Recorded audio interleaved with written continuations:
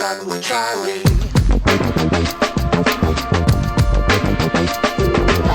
Riding shotgun refers to the practice of sitting next to the driver in a moving vehicle. The term riding shotgun came around after the time of the stagecoach, when somebody used to sit next to the driver holding a shotgun, in case they ran into bandits. My name is Charlie Cook, and I drive a lot. I like to talk to people while I'm driving, so I interview people in my car while I'm driving. Welcome to Riding Shotgun with Charlie.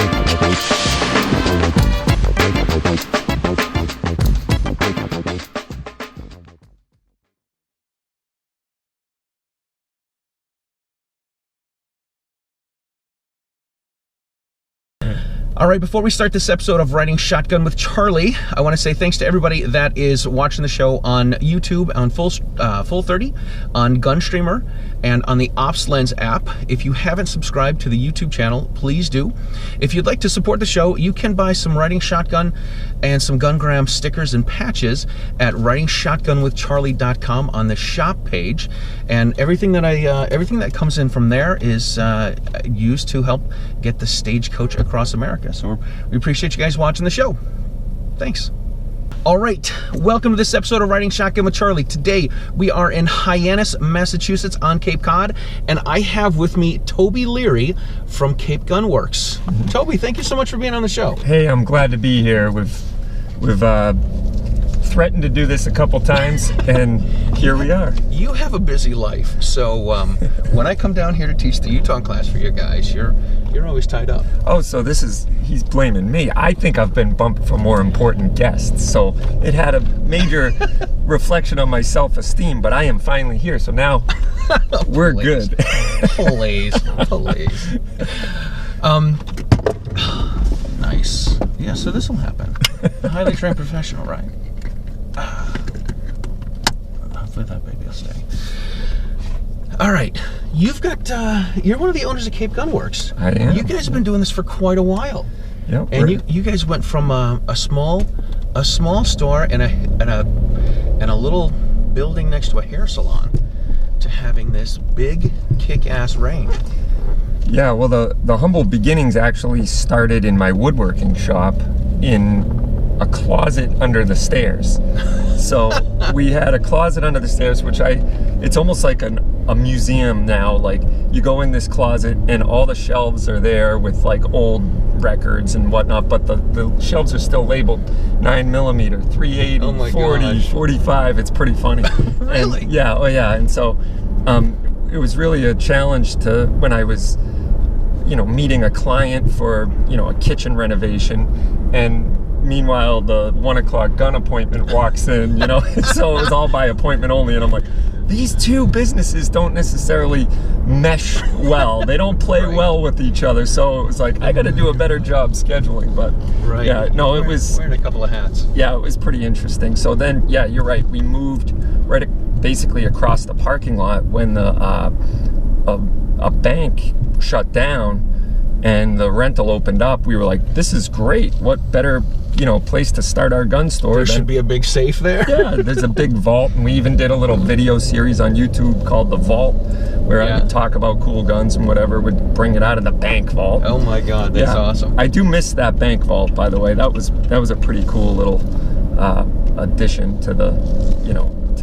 to the store. But and then we were there for 3 years, and all along we had the Cape Gun Works we're in now in mind. That was the vision, that was the goal, and we knew to try to convince a bank to do it all in one shot was going to be impossible. So we opened up as a stepping stone, a regular mom and pop gun store, and then once we established a customer base, we sold the dream to the customers, and they supported it. They really knew, they saw the need for it, and they were willing to put their money where their heart was, and they supported it, and it enabled us to make the big jump over to where we are now. So that's really cool. So who had the idea first? Because I know you're part owners with Brendon. Yep. And I talked to Brendon about being on the show, and he's like, yeah, I think Toby would rather do that. Speaking of which, we're driving by the old beginnings. building. Yeah, so we were on this end unit, which is now a pharmacy, and then we had to jump over to here, which is now Smoke Hub, which is a, but right there is a pharmacy, and there's my woodworking shop behind. Oh, wow, right there. I did not know that. Yeah, we started under the staircase in the woodworking shop. Oh my gosh, that's too cool. But yeah, Brendon and I went on a business trip back in, I think, 2012. Actually, unbeknownst to us, it was a business trip, but at the time, a friend who used to compete in Mr. Olympia invited us to go as his guest to Mr. Olympia. And, obviously Brendon and I are good runners up for that, so sure. So we figured we might get noticed for the Mr. Olympia if we go with him. And so we figured, let's kill two birds with one stone. We had talked about going to front sight and doing a 2-day handgun class or whatever. And so we went to front sight and then went to Mr. Olympia at night, and have never been so out of place in my entire life than when I was at the Mr. Olympia show. Here's Rope Man walking around with human skeleton, and this guy's thin and pale. I felt like patting my arms with like seat cushions and stuff. But you got to pump you up. I did get to meet the champ. That was kind of cool. Oh, that is cool. And yeah, so our friend got us backstage and everything else. But anyway, we did this 2-day handgun class at front sight, and then on the airplane flying home, we both were passionate Second Amendment, gun owners. And when I was 18, I visited a place in Florida, a gun store that had a range attached to it. And ever since then, I was just like, we got to do this in Massachusetts. Right. I worked for a guy framing houses, or with a guy, I should say, framing houses, who was a kind of kitchen table FFL. He used to just kind of get guns for friends and himself and whatever. Yeah. And I used to say, we'd drive by a piece of real estate, and I'd say, oh, look at that place. We could do a range. We could do a retail. Let's look at it. He's like, are you kidding me? You're in Massachusetts. Right. That's ridiculous. No, you can't do that in Massachusetts. I go, why not? No one else is doing it. It's ripe for opportunity. Yeah. So it took 20-something years, but when Brendon and I went on that trip, we kind of busted out the yellow notepad on the plane coming home and said, let's do it. We formed an S Corp, and we said, it's now or never. That's cool, man. So we really just jumped in and decided that now was the time. If we're going to do it, it's time to do it, And so we formed the LLC. We applied for the S Corp, and we applied for all the FFL and met with the ATF agent and applied at my woodworking shop till something else opened up, and then we tried to buy out a local gun store, which kind of fell through. But there you have it. We ended up. How do we get out of here? This way? You can. I think this one looks like a way to get out. Yeah. The circuitous route. Bought a local gun store. Yep. We wanted to buy a local gun store. We were trying to buy an established gun store because it made more sense to buy something already kind of working in the ins and outs. And Brendon and I, neither of us had a retail background. Yeah. Neither of us had a, brick and mortar location to start from. And so we just figured it would be easier than reinventing the wheel. And in hindsight, it turned out that was probably the best thing that never happened to us. Right. Was, because we really wanted to focus on customer service, and that we knew that in both industries we were in. He comes from tech and banking world, and I come from construction world. We knew that customer service and taking care of the customer and putting them first was the secret sauce. It was the key ingredient that the gun industry as a whole needed. Really be more inclusive, invite more people to the table, and expand the tent, if you will, of the Second Amendment community. And that was really the goal. And so, we had to do it from day one was, school of hard knocks, try to figure it all out as we went, make contacts in the industry, and start to get accounts and dealer accounts. And some were very resistant to new people, some were very open arms, and so yeah, it was a little rough at the start. Beginning. But, I can imagine. Yeah. There's not a lot of places in Massachusetts that's a gun store and a range. Right. And this is when I do shows and talk to friends in Free America, they're like, yeah, we just went to the range. I'm like, they talk about range fees. I'm like, what's a range fee? Right. And they're like, you got to pay to use the range. I'm like, you're not a member? Right. I think there's only a few. There's like three or four in Massachusetts. I think there's 3. Yeah, there used to be 4, but I think 1 shut down. Yeah. And it's a huge barrier to entry. The expense of startup is huge, and not to mention zoning and towns. Like, you see what happened in Newton just with that gun store. That gun store a few months ago. Yeah. And that was just a gun store. So you meet with resistance, and fortunately for us in our town, they kind of threw the doors open and rolled out the red carpet at first for us, because they were between a rock and a hard place, having closed down the public range in town. Mm-hmm. And so they thought it would get some heat off the town, like, oh, well, yeah, we didn't open up, but go to Cape Gunworks, we're supporting them, like, kind of supporting them. And then, at the end, they tortured us a little bit right before we opened, but persistence won the day, and we got open. That's cool. But it's oh gosh, what was I just thinking? Open up a range. Oh, you know what I think is really cool? I see you guys posting that you're doing a lot of the like the small, not the small biz things, the Chamber of Commerce stuff. Mm-hmm. You guys attend those, and you guys even host a couple, haven't you? Yes, we just recently hosted the Town of Yarmouth Chamber event at our gun store, and we were a little, not nervous, but we were like, sure, a little concerned, little like, okay, this could go good or it could go bad, and it's gonna go one of two ways. It could go good for us either way, and it could go bad for, if the woke mob like starts to boycott anybody who attended or something like that. So we didn't know how it would be, what the reception of it would be. Yeah. But it turns out it was really well attended and well spoken of, and people who would never normally come to a gun store came in and were like, wow, this is amazing. Like, this place is great. Like, it's friendly atmosphere. You're, got a state-of-the-art facility, and it's clean and well lit. It is. People are welcoming. Yeah. Yeah. So that was really good, and we've had nothing but great response as a result of that. And we figure one of the ways of putting the gun ownership issue out there in the community is to be involved in the community. So we support a lot of local charities. We attend a lot of charitable events. I sit on the board of the pillar of the local Cape Cod Chamber of Commerce, the membership pillar. So, I'm involved there with a lot of other businesses and trying to grow the membership of the Cape Cod Chamber and whatnot. And so at first you could see some people like, oh great, we got the gun guy on the board, or on the chamber. Right. And but as it's warmed up, it should make negotiations easier, shouldn't it? Yeah. So as everything has gone on, it's been a couple of years now, it's just another business. People look at us like just another business. So that's cool. Yeah, it has worked out to be involved in the local economy, if you will, beyond just hanging a shingle on the wall, Right.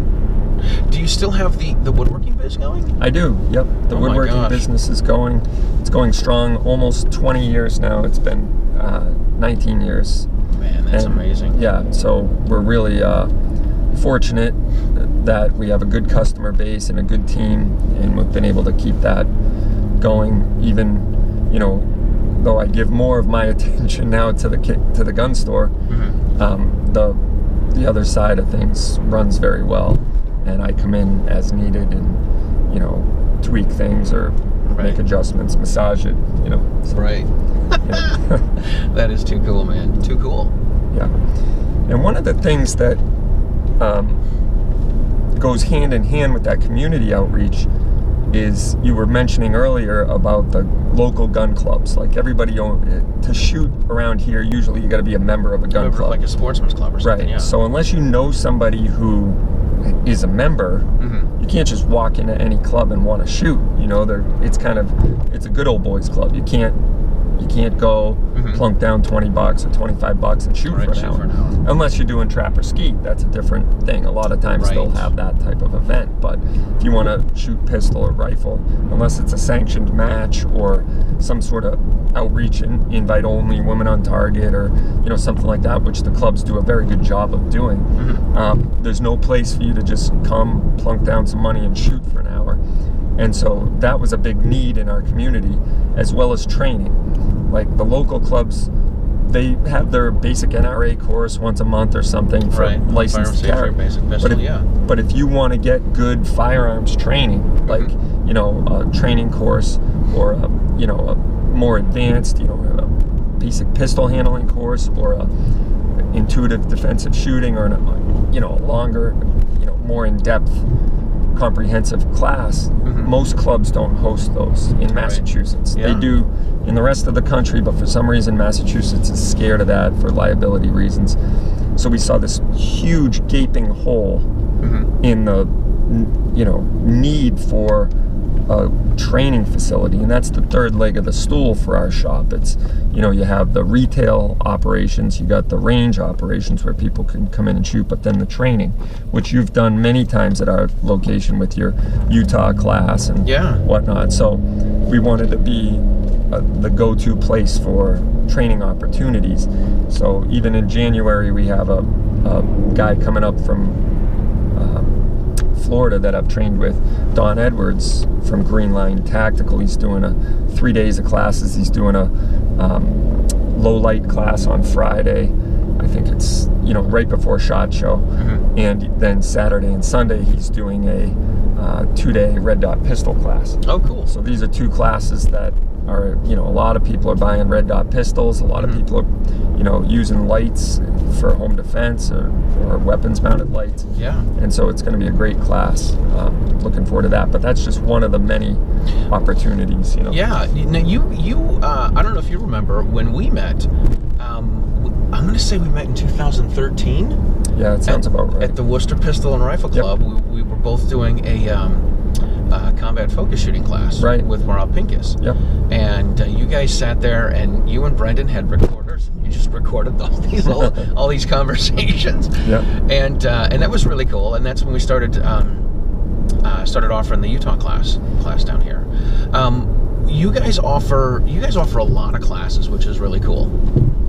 You do some basic firearm safety class for people to get their mass license to carry, but you guys do a lot of the USCCA classes as well. Correct. Right? Yep, absolutely. We do the concealed carry and home defense class. We do defensive shooting 1, which is very similar to the intuitive defensive shooting, which is the class we took together. It's been rebranded now from CFS to IDS. And it's funny you mentioned that, because that class that we took in Worcester at the Worcester Pistol and Rifle Club, Brendon and I went to Rob at the end of the class and we said, hey, we want to open a range. He goes, all right, great, let's go out for dinner. And I was like, whoa, okay, cool.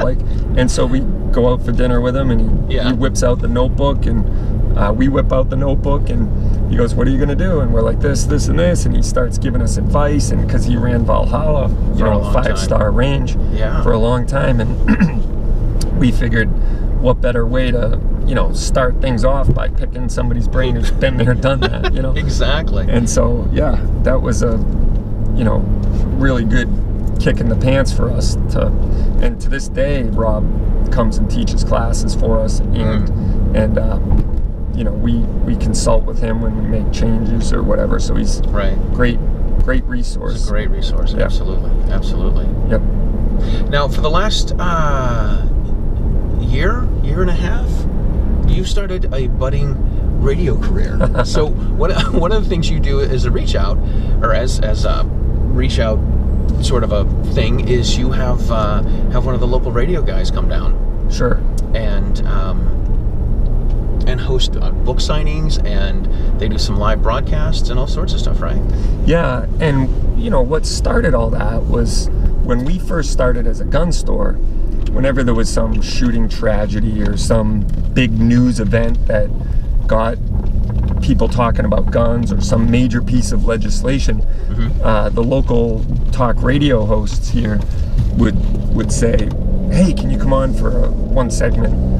and, you know, talk guns. I said, sure, of course. You know, it's why not? Free marketing for us. And so, but also try to be the leader in the community. Absolutely. And really push the narrative from this convoluted idea that guns cause crime, you know, to, wait a minute, no, evil people cause crime. People with guns that are responsible can prevent crime, defend themselves, and continue to live a free life, you know? Yeah. So one thing that we noticed was every time we were on the air, the phone lines lit up. And if you're a talk radio host, that's this good. Is what you want. Good for business, you know? Right. So the phone lines would light up, and I just kept throwing it out there that, hey, you know, if you want to do a full, you know, half hour or an hour segment on the show or whatever, and they would have us on longer and longer. And same thing would happen. The phone line, people just want to talk guns. You know, there's people who are unsure of guns.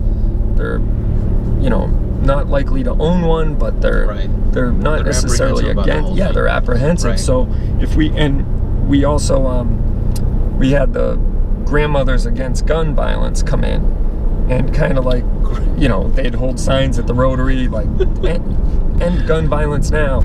And so we actually invited them in. They took a class from us. Grandmothers against gun violence. And they kind of cropped up right after Sandy Hook and just said, we got to do something. And their narrow, you know, focus was on the gun. Right. There's not a lot of gun education. I always call it, they don't want gun education or safety education. They want gun abstinence is really what they want. Yeah. Right. And so we found that the founders were very open-minded about it. Maybe the membership wasn't, but the founders were. So they came, took a class, and then invited us to go speak at one of their events. So we spoke at one of their events, which was pretty amazing because you could feel half the room lock up, you know, and then you could feel the other half kind of like, oh, they make some good points. Like, you know, maybe we should take a different look at this. But that all started because I kind of called them out on the radio with a local radio host. Nice. And they were, you know, kind of picketing gun stores and standing at the Rotary. And I just said, look, you don't co-opt the term against gun violence. Gun owners are against gun violence if it isn't for defensive purposes. You know what I mean? We don't want shootings in schools. We don't want, you know, shootings, you know, mass shooting events either. And so you don't have the moral high ground by co-opting that term. And so they heard that, and they immediately opened up to us and came out. And I said, look, if you were truly against gun violence, your headquarters would be in Illinois or Chicago, right? Go to Chicago. Go to some high crime, you know, where there's 50 shootings every weekend. Like, drive your stake in the ground there and make that like your place you want to, you know. But so they kind of understood that point and said, oh, okay, you know. And I guess we're really not against guns in the hands of responsible Americans, so that was good. And then fast forward, we started getting more and more intros to come on radio shows, and the biggest talker around is Howie Carr, so he started having us on the show, and then we started having him down for book signings, as you mentioned. And it was great because people who never would come to a gun store will come to see Howie Carr and get a book, you know. So we'd have 200 or 300 people come by, and we got this wonderful email a couple weeks ago about a lady who said, I would have never stepped foot in a gun store, but you had Howie Carr down. I love Howie. I went there to get a book, and I was blown away when I came in, how warm and inviting it was. And it piqued my interest in guns. Not because I'm afraid, or I just thought, well, hey, look at all these women here. Like, they all shoot, really? Yeah. So she got a group of friends. They all they got their license to carry.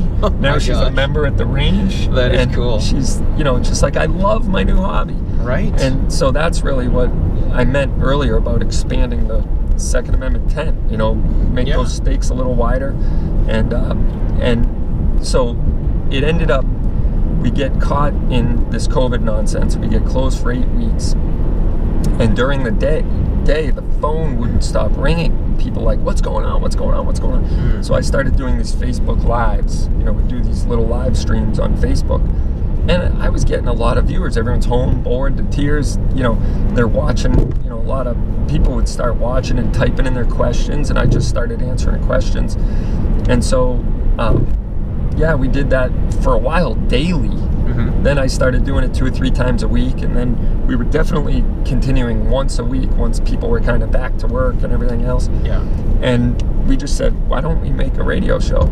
I don't think anyone around is doing it. There's tons of podcasts out there, but there's no dedicated talk radio show for the Second Amendment. So I'm out to dinner and I throw it out there to my friends, and they're like, yeah, you got to do it. Like, of course you got to do it. Why not? And I'm like, yeah. And so I got to come up with a name. And my friend looks at me and goes, isn't it obvious? And I'm like, what? He goes, Rapid Fire. And I go, dude, you just nailed it. That like, of course, yes. And so we launched Rapid Fire on 1 station, and now we're on 3. Wow. Yeah, we're on WXDK here on Cape, WRKO, which is the biggest talk radio station around, and we're in the Worcester area. On, is it WTAG? No, it's oh gosh, here we go. I should know this. Senior moment. Right. We're not seniors. And the other station is WCRN in Worcester. Very cool. So, but we also podcast the show. You can find it on anywhere you find podcasts, Rapid Fire, all one word. And yeah, we also archive it on our website, capegunworks.com. And if you go to capegunworks.com and click on the Rapid Fire button there, you can get signed up and be alerted anytime we go live. So cool. That's how we have the interactive content to a recorded show. To keep things rapid fire. Keep it rapid fire. We used to say it's the quickest hour in, radio. Right. And but now we're on for 2 on WCRN. So that's cool. We're on for 2 hours Saturday. That is cool. Mornings. Yep. What time on Saturdays? I should tune into it. 9 a.m. on Saturday mornings. Gotcha. 9 to 11. Yep. 9 to 11. And I think there's even a replay later that afternoon. I'd have to look at that, but yeah. And we're on Sundays at 5 on WRKO. Dude, this is so cool. Yeah, it's a lot of fun. And as a result, it's opened up doors for me to guest host the Grace Curley show. Yeah. And I've done that a bunch of times, covered for her. And then I've filled in for an hour on the Howie Carr show here and there. I've never done his full show, but wow. That's Taylor's job, so I don't want to try. I don't want to step on toes.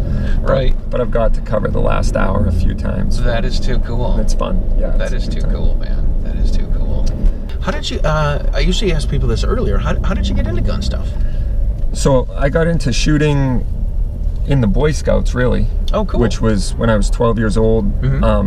One of our scout leaders was a big gun crank, and it wasn't like go get your merit badge. It was load up the truck full of guns and go to the range day, so nice. It was pretty cool. And I just fell in love. I mean, I always was attracted to guns and slingshots and bows and arrows, as a typical boy who spends his days outdoors would be, Yeah. And but once I started shooting guns with the Boy Scouts, I was hooked. I mean, it was really funny. The one event my parents came to, they stood like 50 yards behind the firing line with their hands in their pockets, looking very nervous the whole time. Oh my goodness. And I'm up there just, I mean, can I shoot this one?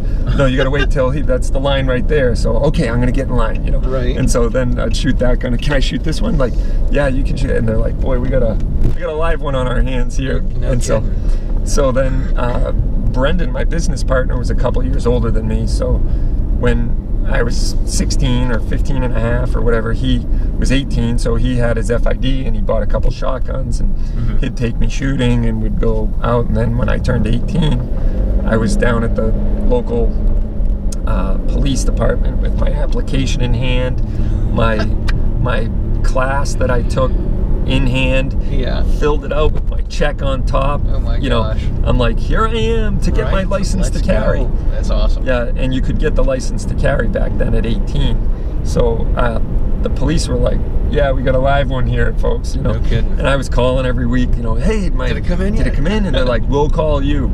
Okay. And next so week. then I'd let it go 2 or 3 weeks, and then I'd call again. I'm like, guys, it's been a few months. What's going on? Yeah. We'll call you. Okay. Oh my gosh. And they were hoping I'd go away, and I didn't. So 6 months went by. 6 months? 6 months. And I finally walked in, and I'm like, hey, guys, really? I was 18, now I'm 19. Yeah, I know. 40 days is what the law says. Yeah. You got 40 days. And he opens up a drawer and pulls out the LTC. And he goes, let me see an ID. And I'm There's like, one right there. I go, look at the picture on the card. And so he did, and he kind of felt stupid. And then he goes, all right. Funny. And he like gave it to me, but he kind of like held on long, right. you know, and he's like, didn't let go. Like, don't screw this up, kid. And I'm like, I promise I won't. And I felt like a new man. I was like, yes, I've you know, found my way in life. There are things. I remember when I was a teenager, the 3 things that I wanted to be a man were to have a driver's license, to have a job, and to have a girlfriend. Oh. And I got a driver's license, but I didn't even have a car. I just wanted to have a driver's license, you know, because I'm like, you know, men have driver's licenses, and I have to have a driver's license. Right.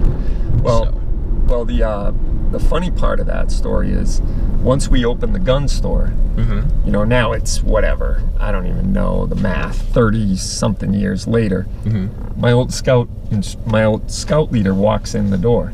Really? And it just happened, we had probably 5 or 6 customers milling around the store, and I was like, everybody, time out, you know, everyone, I need your attention here. Yeah. And everyone's looking at me like the dude's lost his mind. And I'm like, this whole place is that guy's fault. So I point right at my scout leader and I go, this whole place is that guy's fault. Oh my gosh. And he's looking at me like he doesn't know who I am. And then he's looking at me funny and he's like, you're oh my gosh. Yeah. And I'm like, yeah, and he's the first one to ever take me shooting. That is too cool. And now you see what's happened as a result. So right. It was pretty cool. So you just never know when you take someone shooting what's going to become of it. Yeah. Yeah. I'm telling you, man, I remember when I first got my license, I had to take a class in the town I was living in, and the chief only, because of the nonsense we have in Massachusetts, the chief only accepted the class that he did. So we had to sit through this thing. It was 4 hours long. He held up a revolver and a semi-auto, and he's like, here's a revolver, here's a semi-auto, don't touch them. And I think I walked out smarter than I was when I went in, because I'm like, I don't really know anything about guns, except I know you can't shoot someone in the back, but this is all I got out of this. And I ended up taking a basic pistol class with the Gun Owners Action League. Right. And John Green was teaching the class, and we ended up going to the Worcester Pistol and Rifle Club. And I remember shooting, he had a Smith & Wesson Model 617, and I shot the 617, and I'm like, this is the coolest thing ever. Yeah. Ever. And I'm like, I could quit drinking to do this. Like not for a long time, but for a while. And it was the greatest. Yeah. And it was, oh man. Well, we just had the anniversary of the officer's death that gave me my class. He died in the line of duty. Yep. Oh, he was Bradford Erickson. He was a Yarmouth cop, and he, you know, I went to the Harwich Pistol and Rifle, Cape Cod Fishing Game is what it's called actually, and he was all set up, had the table, had his duty weapon on the table, had his Ruger Blackhawk 22 set up, and a half a box of 22 shells there, and gave me a bunch of, you know, talking points and speech. The one thing I appreciated was he really went in depth over the way guns work, modern guns work. He showed me the transfer bar safety on the Ruger, you know, the single action. Yeah. He went over the decocker on the Ruger P94 or whatever the heck it was that was his duty weapon at the time, and the, you know, all the firing pin safeties involved. And so he goes, I've said all that to say this: there's one thing that makes guns go bang, and it's your finger, and it's pulled all the way to the rear when it goes bang. And I was like, wow, that's interesting. Like, he goes, so if your legal defense in court is going to be that the gun just went off, you're going to lose bad. Right. And you know, he goes, make sure that you have intention in pulling that trigger every time you drop the hammer. Yeah. And that really stuck with me. And it wasn't too long after that you know, he was killed in the line of duty directing traffic, which, you know, I was really sad to hear that. And they've named some parks around here after him, and every year they commemorate him. He was a good police officer. So that's good stuff, man. Good stuff. His daughter actually came to the gun store and bought, you know, a gun off us and whatever. Once she told me who she was, I said, your father gave me my LTC class. Yeah. And she was like, I've heard that so many times throughout my life. So it's pretty cool. That is cool. Yeah. That is cool. Yep. You like to go hunting too, don't you? I do, yeah. Like, you've gone up to, haven't you gone up to Alaska to go hunting? No, I went to Alaska to go fishing, but I went to Saskatchewan to go hunting. Really? Yeah, I did a trip in Saskatchewan a couple of years ago with a couple of friends, and that was interesting because it's the land of the giants, you know, and you have to have extreme self-control to pass on deer that you would happily take around here.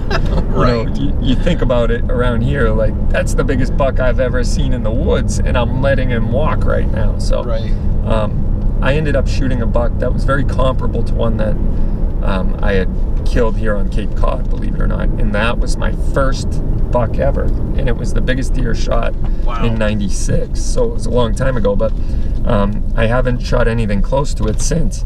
And so I was in Saskatchewan, and you know, they hunt a little different there. You sit still for hours on end, you know, on a stand they call it, but so you think it's going to be pretty easy because you're seeing deer all day, but the temptation to shoot one is overwhelming. Oh my gosh. And then secondly, they're mad if the temperature is above like 0.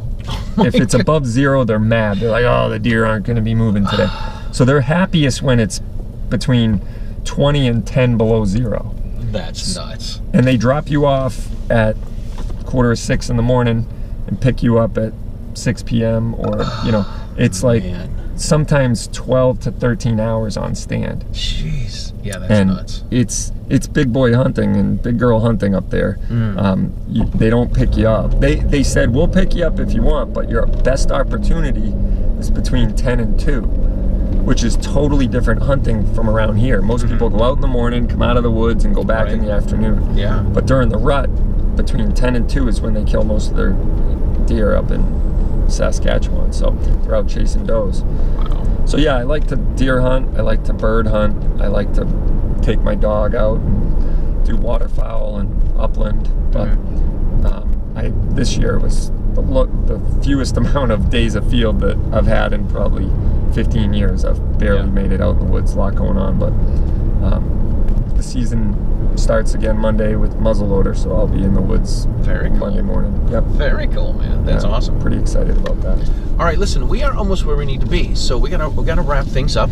Tell us about Cape Gun Works, how we can find everything, all the classes,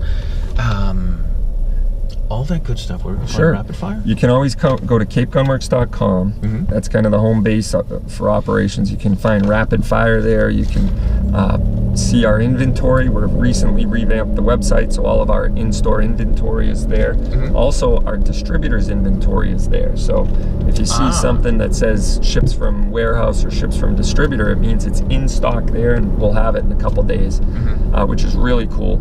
And we only took 8 years to get our website to be this functional, but we finally have it there where the in-store inventory is online as well, which is great. Cool. We're really excited about that, so people can view our used guns and our in-stock new firearms, and so that's kind of a big, you know, change in the last year for Cape Gun Works. We also have our class calendar there and our lineup of classes. So if you want to get your license to carry, you can do it with or without live fire. We also have Utah classes coming up. You know, we do that once a month with you. We do USCCA classes. We do the intro to pistol handling. So tons of different classes all the time. You guys have like a ladies' night as well. We do. We do ladies' night every other Thursday. Nice. And date night every Friday. Date night. I remember I was on the boat going to the vineyard to do a Utah class with Brendon, and I had this. I know, right? That guy's probably going to end up in the class. We're like, that dude's a jerk of a driver. I almost got hit by Charlie Cook. Right.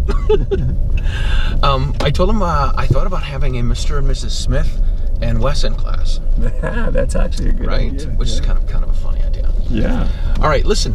Thank you so much for being on the show. I really appreciate this. I'm glad we finally got to do this. Yes. I'm going to give you a riding shotgun with Charlie and a Gungram sticker and patch. I don't know if you're a patch guy. Yes. Oh, I am. I know that Joe Morse was excited to be on the show before you were. Oh, But you were able to give him some time off, so I was able to get a show with him, so that was cool.